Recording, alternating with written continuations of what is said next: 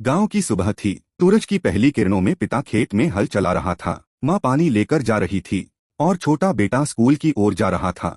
हालांकि उनके चेहरे पर थकान थी, लेकिन उम्मीद भी झलक रही थी। छोटा घर, छोटे साधन, लेकिन परिवार बड़ा था। पिता कुछ सिक्के गिन रहा था और चिंतित था। माँ चूल्हे पर खाना बना रही थी और बेटा अपनी छोटी सी लाइट में पढ़ाई कर रहा था। जीवन की कठिनाइयां उनके सामने थीं, लेकिन ईमानदारी बनी हुई थी।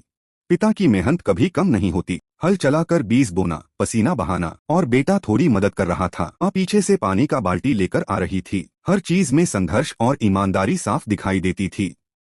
एक दिन बेटा स्कूल से लौट रहा था, तभी उसकी नजर सड़क पर गिरे पैसों के बंडल पर पड़ी। उसका दिल दुविधा में पड़ गया, अगर मैं ले लूं तो माँ पापा की तकलीफ खत्म हो जाएगी, लेकिन क्या यह सही है?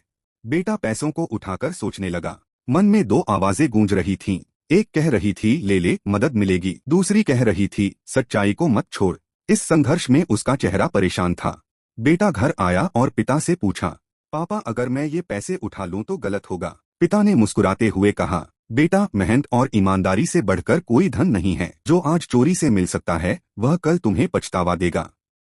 रात को बेटा छत पर बैठा, चांद को निहारते हुए सोच रहा था। मन में डर भी था, लेकिन ईमानदारी की आवाज भी। सच्चाई ही मेरी ताकत है, उसने खुद से कहा।